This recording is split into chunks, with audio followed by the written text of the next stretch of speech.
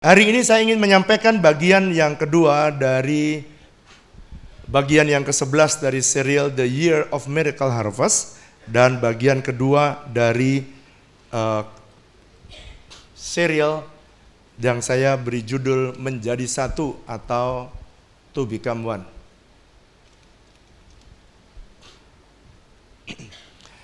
Boleh saya cerita dulu sebelum saya khotbah, boleh? Boleh? Satu hari seorang suami lagi membaca sebuah buku. Dia baca apa? Sebuah buku. Lalu kemudian waktu dia membaca buku, sang istri bertanya, "Papa, lagi ngapain sih?" "Saya lagi baca buku." Lalu kemudian suaminya ini waktu dia membaca buku, lalu istrinya tanya, "Mah, masa baca buku kok sambil meneteskan air mata sambil menangis?" Itu kata si istrinya. Iya mah, karena memang endingnya itu sedih sekali dari buku yang saya baca." Lalu kemudian istrinya tanya, "Buku apa sih, Pak?" "Buku tabungan."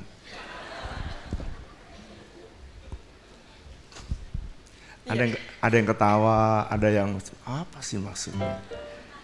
Ya, nggak apa-apa udah. Ya, kita buka Amsal pasal yang ke-24 ayat 3 dan 4. Amsal pasal 24 ayat 3 dan 4. Ini dasar firman-Nya, to become one. Kita baca bersama-sama 3, 4. Dengan hikmat rumah didirikan, dengan kepandaian itu ditegakkan, dan dengan pengertian kamar-kamar diisi dengan bermacam harta benda yang berharga dan menarik. Alkitab berkata dengan jelas, untuk membangun keluarga, untuk membangun rumah tangga, maka diperlukan yang pertama hikmat, yang kedua kepandaian, dan yang ketiga adalah pengertian. Saudara, di sini kemarin saya sampaikan bahwa tidak ada kata ditulis cinta, tapi diperlukan 3, hikmat, kepandaian, pengertian. Padahal sedangkan untuk membangun keluarga, beli rumah tidak bisa dicicil dengan cinta. Untuk makan beras tidak bisa dibayar dengan cinta. Tetapi saudara, untuk bisa melangsungkan sebuah pernikahan, maka saudara diperlukan hikmat, kepandaian, dan pengertian. Nah, di dalam Kejadian pasal 2, saya review 2 slide saja dari kemarin supaya saudara ngerti. Apa sih Pak tujuan pernikahan? Kemarin saya menyampaikan pada sesi yang bagian yang pertama, tujuan pernikahan supaya saudara saya dan saya menjadi satu, bukan menjadi sama. Ingat, saya sudah sampaikan pada minggu yang 2 minggu lalu, bahwa kita menjadi satu bukan berarti sama, tetapi berbeda namun saling melengkapi. Berbeda namun harus dirayakan supaya menimbulkan sinergi. Itu bagian yang pertama. Jadi menjadi satu artinya intim. Dan ketika saudara menjadi satu, yang hebat ini, Mazmur pasal 133, kesanalah Tuhan akan memerintahkan berkat. Saya rindu setiap jemaat yang Tuhan taruh di wadah ini, tidak ada lagi yang kesulitan mengalami berkat Tuhan.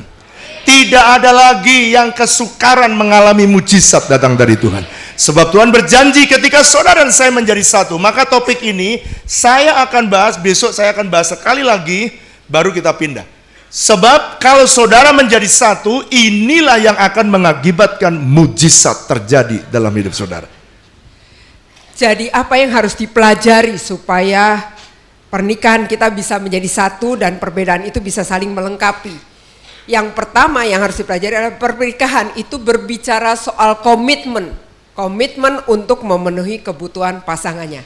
Ingat ketika kita menikah, 2 minggu yang lalu sudah saya kasih ilustrasi, ketika kita menikah, kita itu seperti naik roller coaster. Ketika kita mengucapkan jadi nikah, kita sudah pasang sabuk pengaman, maka tombol roller coaster itu dipencet, maka roller coaster itu otomatis berjalan. Apapun yang terjadi, mungkin ada yang pusing, ada yang muntah-muntah, ada yang ketawa terbahak-bahak, ada yang ketakutan, tapi roller coaster itu terus berjalan sampai itu tiba pada tujuan akhir. Demikian juga pernikahan kita adalah sebuah komitmen. Apapun yang terjadi, kita mesti komitmen untuk terus berjalan sampai itu tiba pada tujuan akhirnya.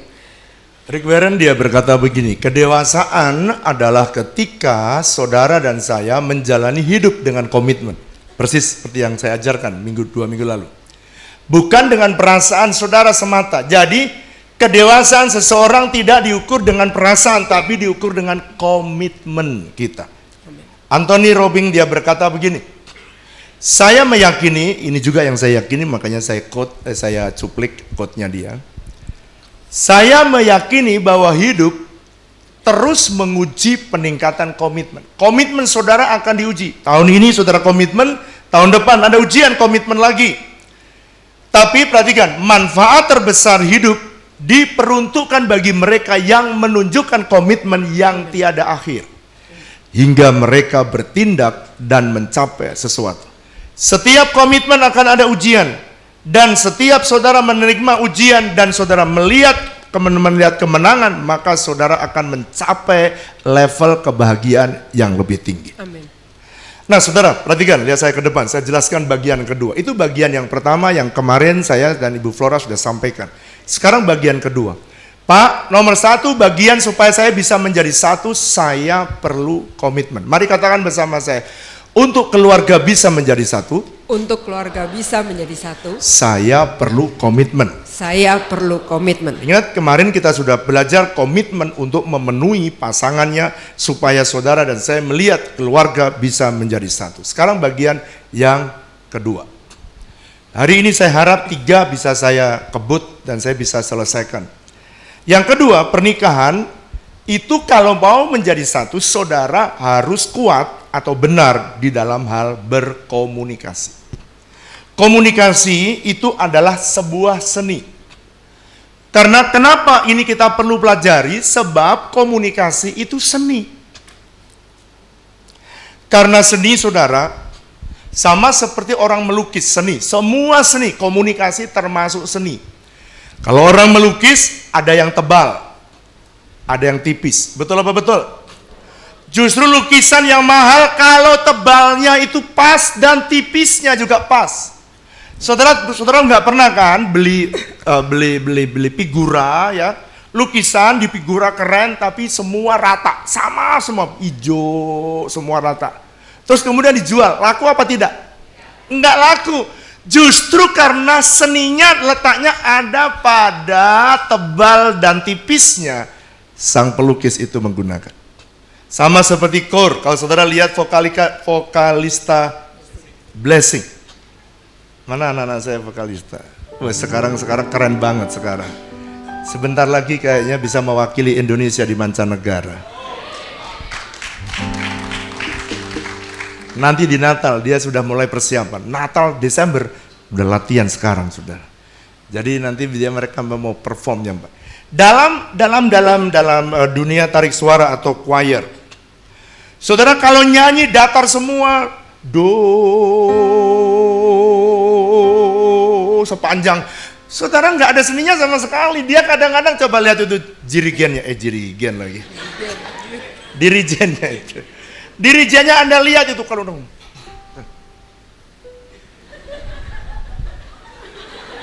Kenapa kau begini-begini? Karena dia mau supaya suaranya kecil. Pada waktu gede dia. Kenapa kau begitu? Karena itu seni. Bilang sama saya, karena itu seni. Nah, karena seni itu ada tebal, ada tipis, ada keras, ada lembut. Dalam berkomunikasi, sometimes saudara mendapati komunikasi pasangan kita kadang tebal, kadang keras, kadang lembut, kadang manja. Pak, hari Senin mau kemana?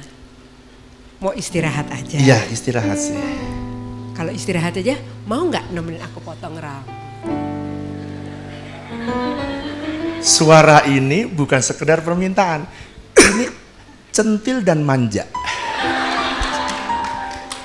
Nah, seorang suami, saudara jangan kehilangan mentang-mentang udah menikah puluhan tahun, kehilangan sense kemanjaan dari pasangan kita. Istri-istri mesti harus tetap dipelihara manjamu sama suami. Amin. Enggak ada yang amin, cuma istri saya aja kayaknya. Pak Masa udah punya cucu harus manja. Oh, aku juga udah punya cucu. Cie. Tapi Ibu Flora kalau manja, anaknya aja sampai geleng-geleng kepala. Anak saya, aduh mama udah punya cucu masih manja juga. Karena komunikasi itu adalah apa? Seni. Seni. Kalau saudara kehilangan itu, Anda seperti orang jualan figura. Di figura, tapi ijonya ijo mulus, semuanya sama. Dan dipajang.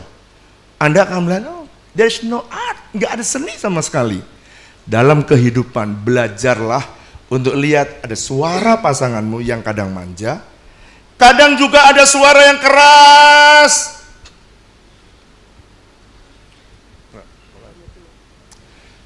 Yang saudara dan saya tidak sadar.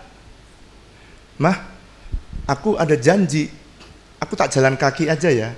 Aku mau konseling tuh, ada orang, aku udah janji sama dia. Tunggu sebentar Pak, tunggu sebentar aja. Saya nggak mandi nggak lebih dari 5 menit. Mah, aku janji sama dia, Mah. Entah, aku udah janji. Ya udah nih bawa kunci, bawa handphone, bawa semua, nggak usah tungguin saya. Udah pergi sana, udah urasan, pergi sana. Kadang suara centil kita mesti mengerti, tapi kadang-kadang ada suara yang keras yang harus kita sadari. Di dalam pernikahan, sometimes kita melihat berkomunikasi. Kalau kita ada nada yang begitu tinggi, saya harus waspada. Wait, wah kalau gitu tadi, uang saya cuma mau jalan kaki ke situ aja kok. Maksud saya jalan kaki dari rumah anak saya ke sini jalan kaki. Tetapi karena nadanya keras, saya saudara selesai bicara, saya balik lagi. Karena apa saudara? Karena ada nada yang keras memerlukan pay attention. Makanya kalau kita nulis bahasa di dalam drama, maka dikasih tanda seru. Kenapa dikasih tanda seru? Karena dia nggak bisa bicara, dibacanya pakai keras suaranya. Makanya kalau pasangan kita, suami dan istri, nadanya sudah mulai keras, saudara harus tahu bahwa itu ada tanda seru yang harus kita mengerti. Yang ngerti katakan? Amin. Sekarang, saya di konseling banyak sekali kenapa banyak orang yang tiba-tiba dalam hidup pasangan suami istri, banyak sekali yang mereka harus mengakhiri meminta pasangan mereka untuk cerai. Nah, saya melihat siapa bapak-bapak yang di sini pernah dalam hidupnya, ya, tanpa ada angin barat, tanpa angin timur, lalu istrimu tiba-tiba cemburu dengan wanita, saudara dicemburui, atau saudara para istri cemburu dengan suaminya. Siapa yang punya pengalaman? 1, 2, 3, 4, 5. Siapa yang istrinya tidak pernah cemburu sama sekali? 1, 2, 3, 4, 5. Berbanding saudara. Siapa yang cemburu tidak?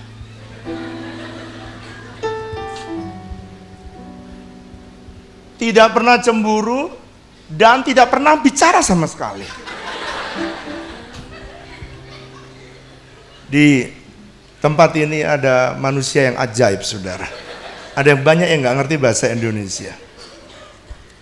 Ada orang datang kepada saya, Pak, gini dia bilang, Pak, apa salah saya? Emang kenapa?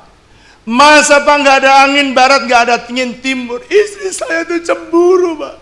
Setiap kali saya pelayanan dengan orang itu cemburu dia.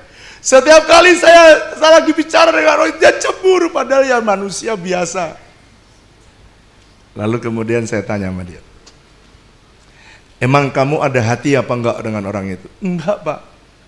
Kalau istrimu cemburu karena kau yang lagi serong, itu wajar. Itu adalah hukum. Kalau istrimu tiba-tiba cemburu karena kau punya hati kepada dengan wanita lain. Tetapi kalau tidak, hatimu tidak ada dan dia tiba-tiba cemburu, itu jangan-jangan dia kekurangan waktu dating, kekurangan waktu komunikasi. Cobalah berikan komunikasi kepada pasanganmu, maka saudara akan melihat tiba-tiba terbuka saja. Cemburunya hilang. Cobaan ya, saudara tadi yang angkat tangan gitu, yang saudara bilang, istri saya kok tiba-tiba cemburu begitu saja. Coba sekarang istrimu ajak pergi.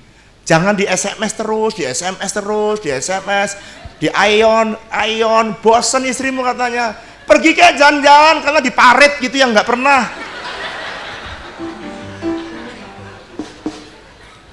Siapa tahu saudara waktu jalan di sepanjang jalan kenangan di parit-parit gitu kan, terus tiba-tiba kepleset, cie, satu ngangkat, kepleset lagi, Buatlah suasana yang berbeda supaya istrimu punya tempat untuk bisa curhat. Suami-suami bilang gini, bener Pak, kalau parit murah itu Pak. Karena komunikasi itu adalah sebuah seni, maka ada hal-hal yang perlu diperhatikan dalam kita berkomunikasi. Yang pertama, hal yang perlu diperhatikan dalam berkomunikasi adalah cara menyampaikan. Sebab seorang wanita ketika dia berkomunikasi, ketika dia berbicara, maka yang dikedepankan adalah perasaannya untuk dimengerti. Sedangkan para pria atau laki-laki dia mengedepankan pikiran dan logika di dalam berkomunikasi. Jelas beda? Pak, tadi ada keponakan kita telepon dari Surabaya itu loh. Dia tadi telepon papa nggak berhasil, jadi dia telepon saya. Dia cerita Pak, pekerjaannya tuh dia kecapean karena pulang kerja, dia tentang pekerjaan proyek yang dia harus kerjakan. Dia cerita dia kecapean tentang proyek pekerjaannya. Terus dia bilang mungkin dia mau berhenti aja dari pekerjaannya supaya bisa mengerjakan proyeknya. Emak kasih gitu. tahu aja begini, jangan keluar. Proyeknya aja yang di cancel. Sebentar, orang belum selesai cerita. Kenapa sih sering motong? Orang belum selesai cerita. Saya belum selesai cerita. Saya lagi cerita. Nanti terus kemudian ketika dia lagi cerita itu saya bilang, kamu tuh cari kerjaan susah, lebih baik pekerjaannya yang ditekuni proyeknya kerjain nanti. Jadi papa jangan motong, saya belum selesai cerita. Ya kan tadi kan kau bukannya cari solusi. Bukan, saya butuh kau dengarkan, karena ini kan keponakan kita bersama. Jadi saya butuh kau dengarkan, butuh kau berikan empati. Jadi kadang-kadang ketika kita bercerita, cukup bagi suami saya untuk hanya memberikan empati, karena saya sedang bercerita dan ingin didengarkan. Para suami, dengarkan ini. Kegagalan banyak di dalam komunikasi. Saya sering sekali melayani para suami, kada waktu dia setiap kali diakhiri dengan sebuah pertengkaran. Oleh karena apa? Oleh karena mereka tidak tahu seni cara menyampaikan. Semua ini ada judulnya seni. Seni cara menyampaikannya. Jadi istri itu hanya pengen didengarkan, dia sebab berkomunikasi dengan perasaan. Sedangkan suami logika, kalau istri tanya, suami harus jawab. Nah itu saudara, itu kalau di sekolah ada pertanyaan harus dijawab. Kalau di rumah tangga tidak selalu pertanyaan harus dijawab. Sebab kadang-kadang dia cuma cerita, saya tanya, kamu perlu jawaban saya? Enggak, saya cuma pengen didengarkan. Wah, kenapa saya dengarkan sungguh-sungguh ya tadi ya? Lah kalau tidak memerlukan jawaban harusnya kan kita lebih ras gitu kan.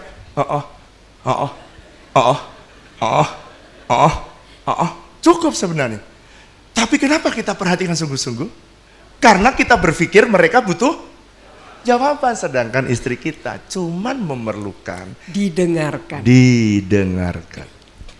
Nah, seringkali handphone dan televisi bisa jadi pesaing pasangan kita dalam berkomunikasi.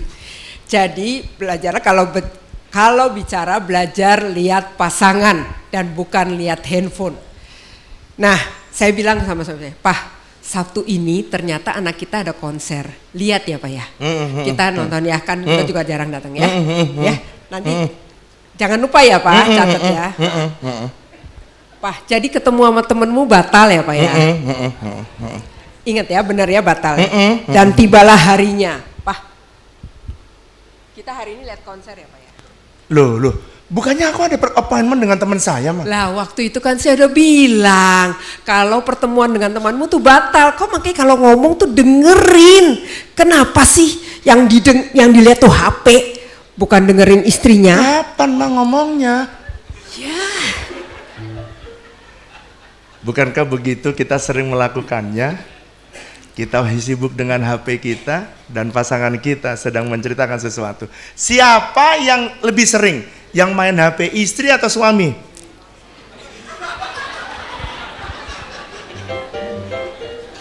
Keterbukaan adalah awal dari pemulihan. Siapa yang suka ngomong lalu kemudian pasangannya yang suka main HP. HP itu kebanyakan siapa? Istri atau suami? Kita lihat ya video sejenak. Kita lihat video 50 detik saja. Kita lihat video ini. Saudara belajar lihat video yang singkat. Ya, media.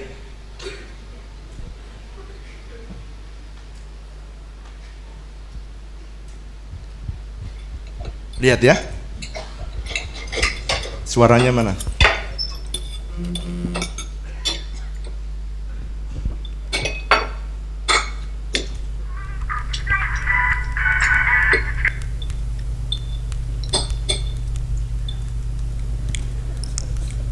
Hey Jake, you want to pass the salt, please? Lihat tuh, minta garam disingkirin aja sudah.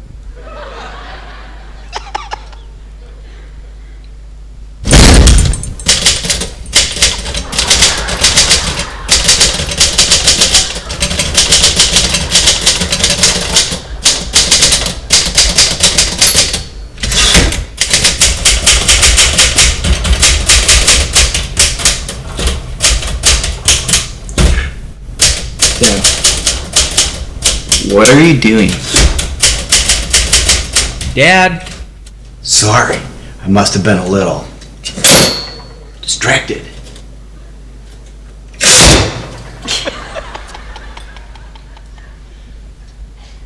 Pass the salt.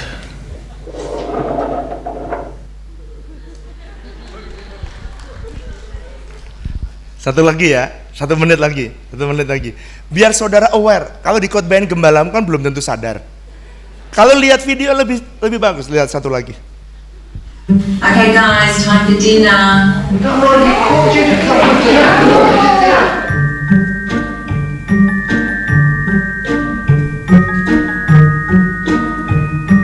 Come help set the table.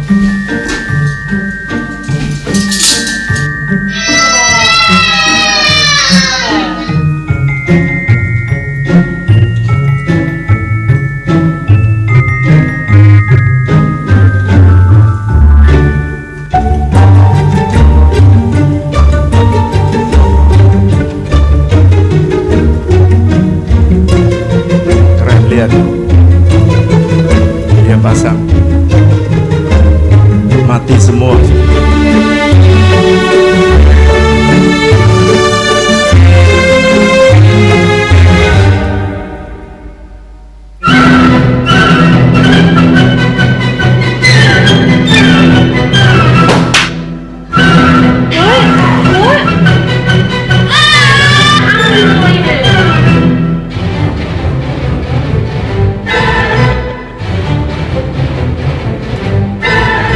Sinyal semua mati. My phone isn't working either.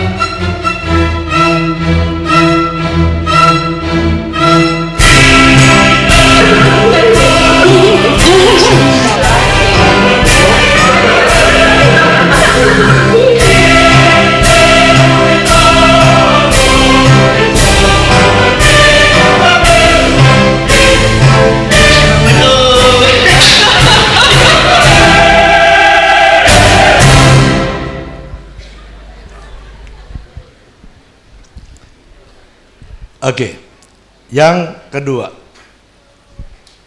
Nanti saudara coba renungkan, jangan sampai waktu makan ya. Ini caranya saya bersama Ibu Flora, karena kita sekarang tinggal pacaran berdua ya sudah. Kalau dulu sama anak-anak, ini komitmen kita, semua HP harus ditinggal di meja masing-masing dan tidak diperbolehkan hukum berikutnya, tidak diperbolehkan membawa HP di meja makan.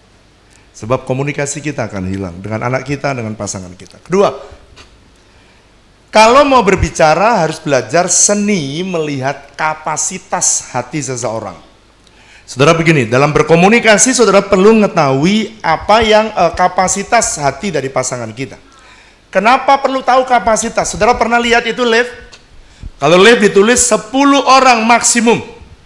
Begitu sampai di 10 ada orang mau masuk di dalam lift itu, apa yang terjadi dalam lift itu? Bunyi tetet, tetet. Kalau saudara paksa juga masuk, apa yang terjadi? Jatuh, masa langsung jatuh. Sadis amat. Hah? Lift itu nggak mau kemana-mana, naik nggak mau, turun nggak mau, dia berhenti aja sampai nunggu orang yang overloaded tadi keluar. Betul apa betul? Dalam berkomunikasi, jangan memaksa bicara kepada pasangan kita kalau dia lagi kapasitasnya penuh. Saya memaksa bicara sekalipun kalimatnya lembut, sekalipun kalimatnya bagus, karena dia lagi penuh kapasitasnya, maka ketika pasangannya bicara, maka ada tanda overloaded, tetet. Nah, tetetnya itu mukanya merah, matanya melotot. Itu artinya kalau mata merah, mukanya melotot. Muka merah, mata melotot, artinya dia memberi sinyal, gua lagi Overload. full. Jadi saudara perlu belajar, makanya perlu mengenali pasangan kita, kapasitas pasangan kita di dalam berkomunikasi. Hal yang ketiga yang perlu diperhatikan adalah bobot pembicaraan. Buat saya sebagai seorang istri, kalau saya ngatur janji terhadap keluarga besar, itu bagi saya bobotnya berat. Demikian juga kalau ada kebutuhan keuangan keluarga, misalnya bulan depan sudah harus bayar uang pendaftaran anak, kemudian ada lagi yang harus masuk sekolah dan mungkin ingin melunasi janji iman, jadi ada kebutuhan yang besar, itu buat saya bobotnya itu berat. Sedangkan buat saya, setiap orang berbeda ya, bobot masing-masing. Kalau saya, duit nggak terlalu persoalan. Urusan janji keluarga tidak terlalu berat bobotnya dalam hidup saya. Yang saya rasa berat adalah pelayanan, memenangkan jiwa.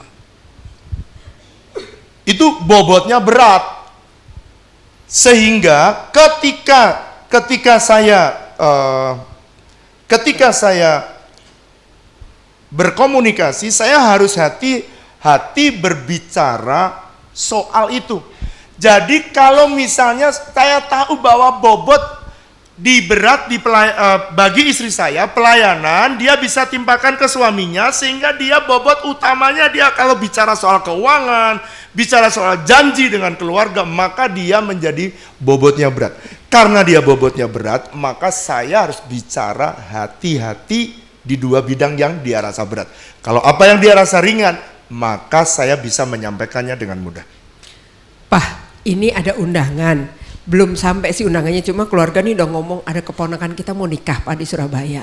Di Surabaya, Pak. Surabaya. Nah, dia itu kan waktu anak kita nikah juga dia datang, lagi pula ini keluarga dekat. Kita berangkat ya Pak ke Surabaya. Ini kan harinya Sabtu, bisa.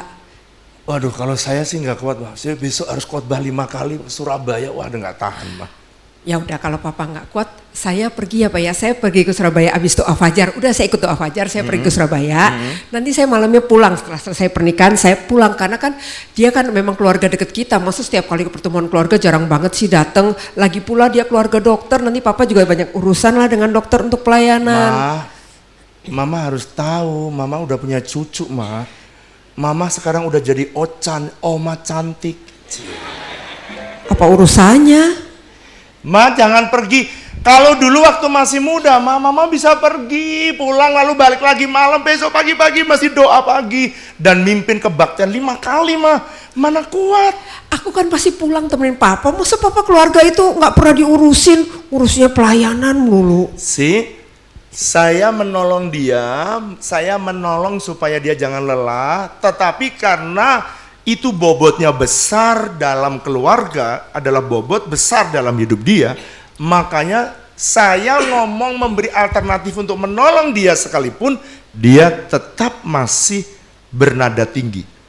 Sehingga kalau seandainya seperti itu, apa yang harus saya lakukan? Saya mundur sejenak, set atret, dia cooling down terlebih dahulu. Lalu kemudian saya mulai mencoba bicara apa sebenarnya yang menjadi keinginannya. Keinginannya adalah dari kita harus ada yang pergi. Oke?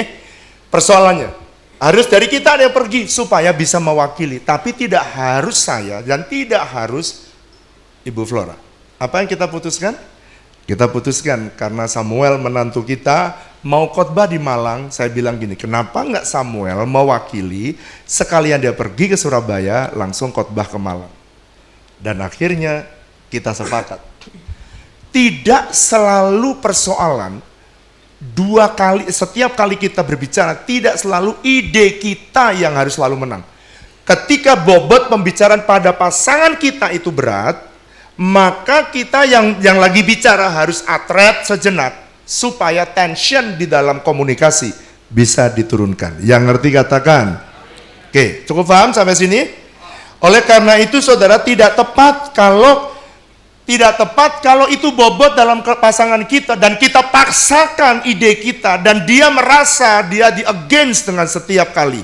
Dan pada waktu itu mereka akan berkata, wow, kamu tidak mengasihi saya. Wow, kamu tidak mencintai saya. Komunikasi broke dan tidak ingin dilanjutkan. Hal keempat yang harus diperhatikan dalam berkomunikasi adalah adanya kata-kata penolong dalam berkomunikasi. Kata penolong yang pertama adalah I'm sorry. Biasakan kalau kita salah, bukan hanya terhadap orang lain, tapi bahkan terhadap pasangan kita belajar I'm sorry ya Pak. Aku tadi ngomongnya keras ya. Nah, kata kedua yang perlu diperhatikan adalah I forgive you. Kalau pasangan kita sudah minta maaf, ya dia sudah minta maaf, kita juga belajar berkata, oke, I'll forgive you. Kata ketiga yang perlu kita biasakan dalam berkomunikasi dengan pasangan kita adalah thank you. Ya, jangan mentang-mentang pasangan orang lain aja pembantu kita bisa bilang thank you. Tapi belajarlah kalau pasangan kita menolong kita dalam hal yang terkecil sekalipun kita bilang thank you. Dan keempat kata yang mujarab dalam berkomunikasi adalah I love you. 4 kata ya, hafalkan di rumah dan gunakan setiap hari. Saya yakin pasanganmu langsung kelepek-kelepek sudah. Dijamin. Pertama apa tadi?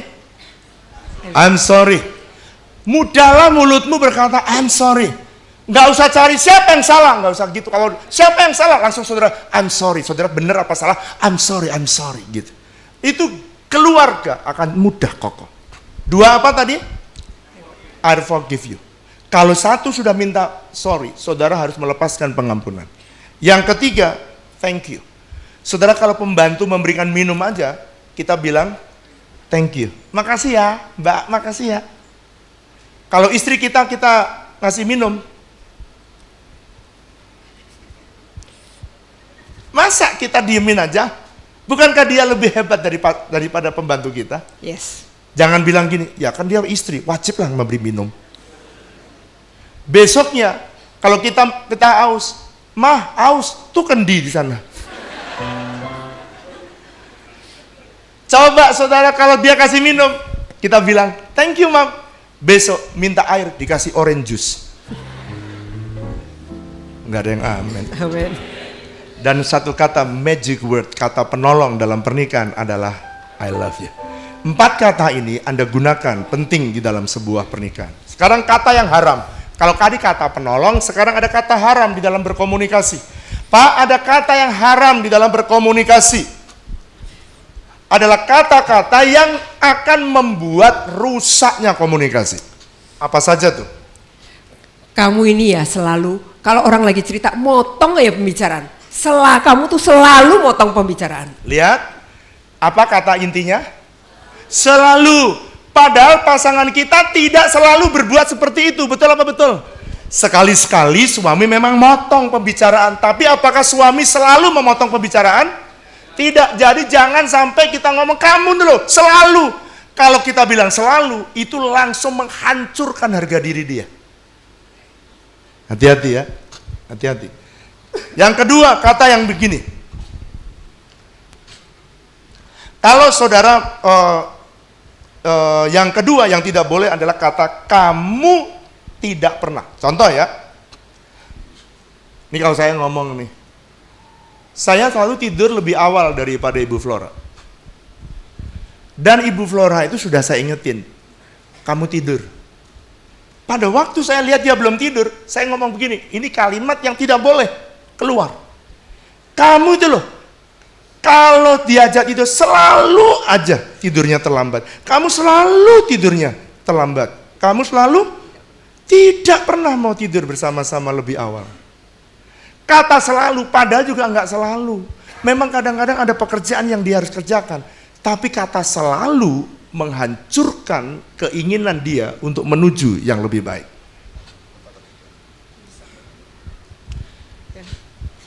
Yang kedua, kata yang menghancurkan adalah kamu itu tidak pernah. Jadi saya sering ditegur oleh Pak Wadio karena tidak pernah tidur bersama-sama, dan saya kalau tidak mau statement itu keluar lagi, saya cara adalah belajar tidur lebih cepat. Dan kata yang ketiga yang haram untuk dikeluarkan adalah kata pisah atau cerai. Beda pendapat sedikit, rasanya udah nggak cocok lagi, pisah aja. Ya. 3 kata ini saudara harus saudara pelajari, tidak boleh ada keluar. Kamu selalu. Yang kedua, kamu tidak pernah. Kalau dia misalnya salah di area itu berulang kali, tapi bukan berarti tidak pernah. Dia pernah kok baik pasangan kita. Betul apa betul? Bahkan mungkin jeleknya cuma sesekali aja, tapi karena perkataan kamu tidak pernah, makanya saudara sering kali membuat gagal. Dan yang tidak boleh sama sekali, yang itu saudara perhatikan, kata-kata ketika Anda bertengkar, komunikasi deadlock, saudara berkata, saya pisah, saya cerai, itu haram. Katakan bersama saya, Haram. yang keras, Haram. haram. Haram diucapkan. Kalau saudara berkata cerai, itu di kamusnya Tuhan ada catatannya. Kalau Anda ulang, hari ini tidak cerai memang. Tapi kalau Anda ulang, maka itu akan menjadi kenyataan. Perhatikan. Sebab, ini hati-hati ya, sebab hidup dan mati dikuasai lidah. Siapa suka menggemakannya akan memakan buahnya. Jadi saudara tidak boleh mengucapkan kata-kata itu di dalam pernikahan. Saya sudah menikah 29 sampai 30 tahun. 30 tahun saya menikah. Tidak pernah sekali-kali kata itu keluar dari pernikahan kita. Kenapa kok itu tidak boleh keluar dalam pernikahan kita? Sebab kalimat itu haram. Dan itu tidak boleh keluar dari pernikahan kita supaya kita bisa menjadi satu. Yang ngerti katakan? Amin. Sekarang yang ketiga saudara. Yang pertama komitmen. Yang kedua tadi apa? Belajar komunikasi. Yang ketiga adalah prioritas. Saudara mesti mengerti supaya keluarga mudah menjadi satu, maka perlu belajar prioritas. Setelah menikah, prioritas pertama setelah Tuhan haruslah pasangan kita.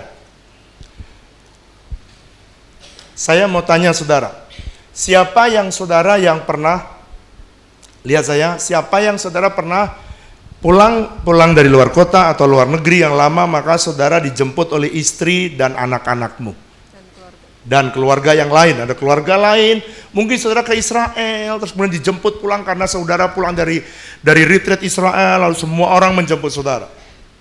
Anak ikut, istri ikut, saudara ikut. Siapa yang pernah? Angkat tangan.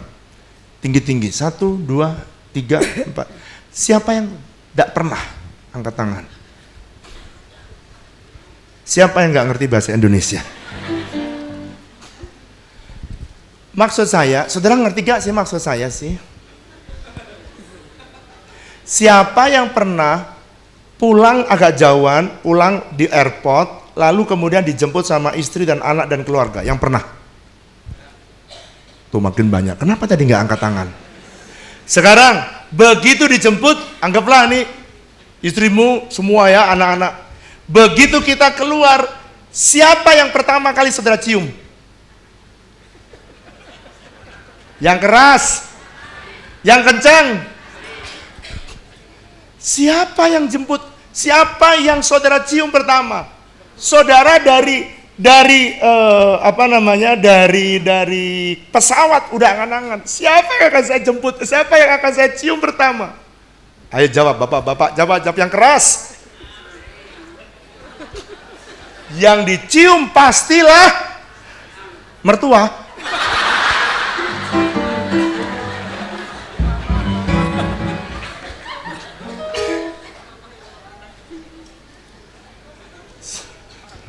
Saudara, siapa yang kau cium itulah yang menentukan Anda prioritasmu benar apa tidak. Kebanyakan laki-laki, kebanyakan bapak yang dicium pertama siapa? Anak. Jadi prioritas yang pertama setelah Tuhan adalah anak. Padahal seharusnya istri. Harusnya yang dicium siapa?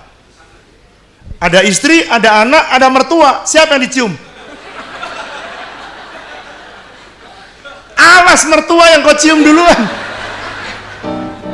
Harus yang kau cium siapa?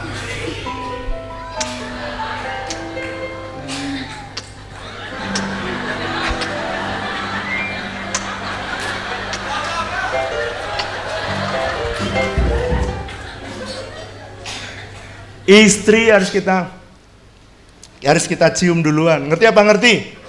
Oke, lihat ya. Yang benar keluarga tuh begini. Siapa yang keluarganya mau kokoh? Tinggi-tinggi. Bilang sama Tuhan, Tuhan, saya mau keluarga saya kokoh. Yang benar adalah Tuhan harus menjadi prioritas pertama dalam keluarga. Betul apa betul?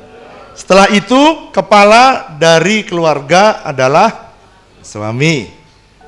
Kalau saudara menaruh, jadi kalau istri pergi, saudara tiba-tiba suami menjemput sama anak-anak, mertua, dan orang tua, dan tetangga, saudara harus jelas siapa yang kau cium.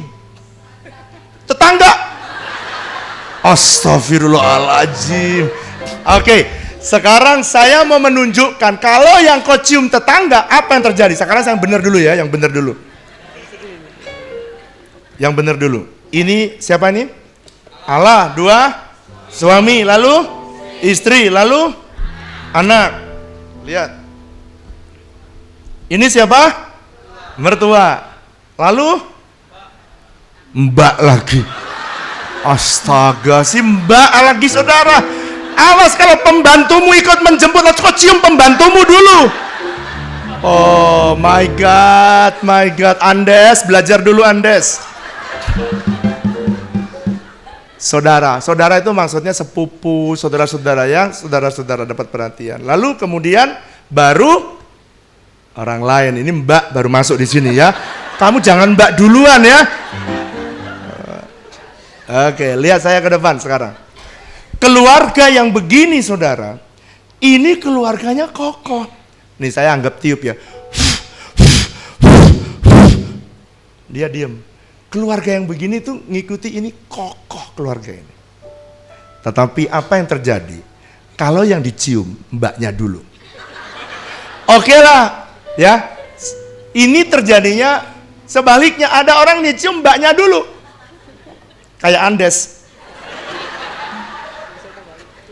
Lalu kemudian yang dicium saudaranya duluan.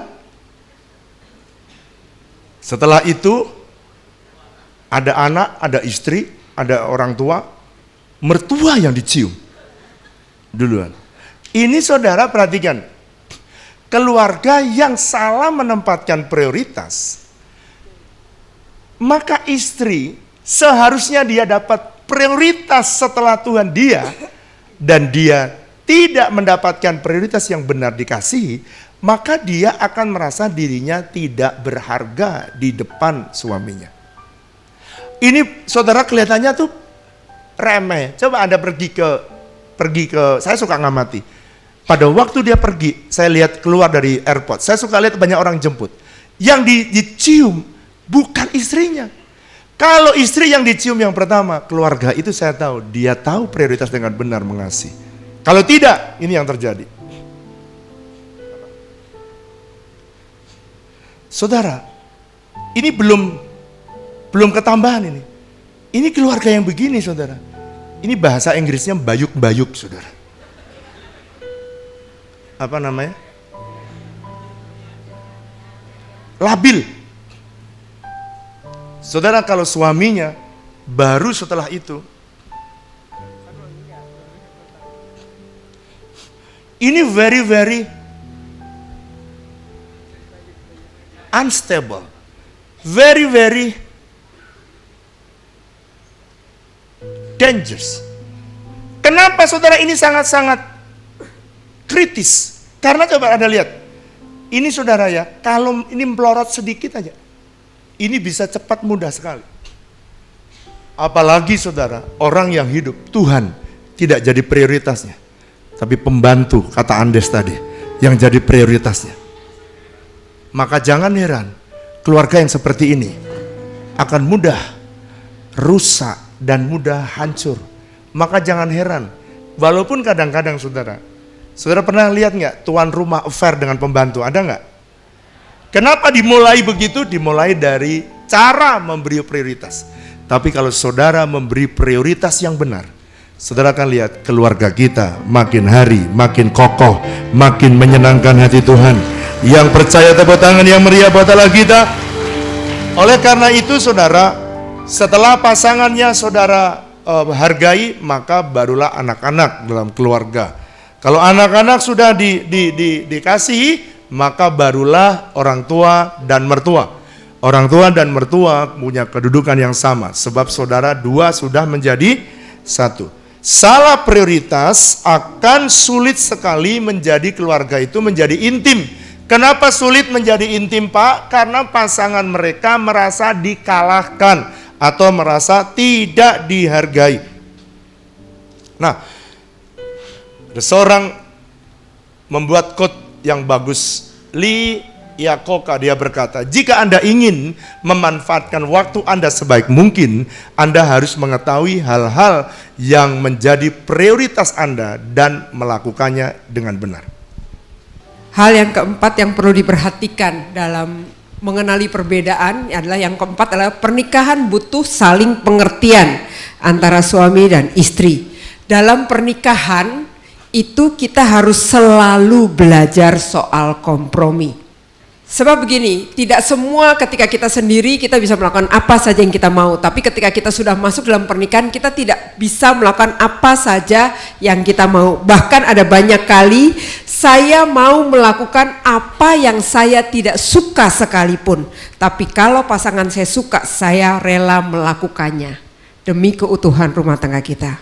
Itu yang artinya kompromi atau saling pengertian. Jadi kompromi itu gini, saya tidak suka, tetapi kalau kamu suka, aku mau melakukannya demi kamu bahagia. Itu namanya bagian yang keempat, last but not least. Saya taruh nomor 4, tapi bukan berarti yang terakhir ini remeh. Saya berdoa saudara supaya belajar. Saudara perlu juga mengetahui hikmat dalam kepandaian dan pengertian. Untuk apa, Pak? Untuk mengetahui musim kehidupan. Saudara perlu banyak belajar kompromi dengan pasangan saudara. Ketika waktu saudara masuk dalam pernikahan, ini masih muda, maka saudara tiba-tiba punya mertua yang belum pernah terpunya mertua. Oke? Saudara tidak pernah punya keluarga dalam sebelumnya, punya keluarga sendiri sebelumnya. Begitu anak keluar, anak mulai Anda punya anak, saudara punya perubahan lagi. Dan ketika saudara anak mulai sekolah, saudara penyesuaian perlu kompromi. Bahkan sampai anak mau menikah, saudara tetap tidak boleh prioritasnya salah. Saudara harus tetap ada kompromi. Saya bukan kompromi untuk dosa, tetapi ini kompromi untuk saling pengertian. Katakan bersama saya, kompromi dilakukan hanya untuk saling pengertian. Bukan untuk berbuat dosa. Tetapi saudara dan saya melakukan kompromi hanya untuk satu tujuan, yakni supaya pasangan kita bisa melihat bahwa kita ini fleksibel. Katakan bersama saya, fleksibel. Yang keras, fleksibel. Kenapa kita perlu fleksibel, Pak? Sangat penting, saudara. Khususnya nih kalau yang tadi baru menikah. Kalau yang sudah anaknya menikah, perhatikan. Para orang tua yang anaknya sudah menikah, sudah pergi ke luar negeri sekolah, sendirian berdua. Kalau dia sudah punya cucu, perhatikan. Dia harus membangun kembali yang tadinya sudah bersama-sama dengan anak-anak banyak, sekarang tinggal berdua. Makanya perlu terus belajar dating setiap hari. Amin. Yang amin cuma 2 orang. Perlu belajar dating setiap hari. Kenapa perlu saudara berpacaran seperti sedia kala? Karena banyak saya lihat keluarga ketika anaknya sudah punya cucu, maka orang tua langsung ganggu cucunya. Karena dia sudah tidak bisa lagi berekreasi, bersuketu, nggak bisa lagi intim dengan pasangannya. Saya berdoa banyak cucu menjadi korban dari para mertua dan orang tua. Saya berdoa keluarga di tempat ini tidak ada yang mengacaukan cucu-cucu di bawahnya. Yang setuju katakan Nah, saya ingin mengakhiri dengan ini. Perasaan pantas dapat tumbuh subur pada situasi di mana perbedaan individu dihargai. Saudara, ada perbedaan. Setiap kali saudara menghargai perbedaan, kesalahan ditolerir, bukan dosa yang ditolerir. Mungkin kita belajar untuk mulai melihat ada beberapa yang perlu dikompromikan. Komunikasi belajar terbuka, aturan menjadi fleksibel. Itu hanya ditemukan di dalam keluarga yang bahagia. Orang yang selalu mengikuti aturan saja keluarga itu akan stres. Dan saudara, begitu dia stres, akan banyak orang yang mengalami kesukaran. Saudara, hal ini yang sangat penting. John Gottman Research menemukan dari 2000 pasangan suami istri, maka ingredients yang penting supaya pernikahan menjadi sukses, maka dari hasil analisa ditemukan adalah love and respect. Efesus 5 ayat 25 sampai 33 berkata dengan jelas, seorang suami hendaklah mengasihi istri, kasihlah istri seperti dirimu sendiri, dan istri hendaklah menghormati suaminya. Jadi kita perlu mengerti bahwa sesuai dengan Efesus 5 ayat ini 25 sampai 33, nanti Bapak Ibu bisa baca di rumah. Love itu sebenarnya buat seorang wanita, love itu menjadi bahasa yang sangat bisa dimengerti dan menjadi bahan bakar buat seorang wanita. Lihat ya, bahan bakar. Kalau wanita dikasihi, maka bahan bakarnya naik. Pria apa Pak? Respect bahan bakarnya. Respect atau dihormati adalah bahasa dan bahan bakar bagi para pria. Oleh karena itu, kalau para suami, dengarkan para istri, kalau saudara para istri menghormati suaminya, maka keluarnya adalah love dalam diri istrinya. Sebaliknya, istri yang dikasihi oleh suaminya, maka dia akan membangun respect terhadap suaminya. kalau bahan bakar itu habis, saudara, kalau suami sebaliknya, kalau suami tidak dihormati, maka dia akan keluar sebagai responsnya adalah tidak mengasihi. Nah, istri yang tidak dikasihi oleh suaminya, dia merasa tidak dikasihi, maka bagi dia sulit banget menghargai suaminya. Buat apa menghargai? Wong saya aja nggak dikasihi. Dia akan berkata begitu dalam hatinya. Tetapi apabila suami mengasihi istri Dan istri menghormati suami, akibatnya adalah pernikahan makin diberkati. bahagia, makin diberkati, makin bahagia. Saya berdoa kebenaran ini akan menolong sehingga keluarga kita makin hari makin bahagia. Yang setuju katakan, yang setuju katakan. Amin. Mari kita datang sama Tuhan.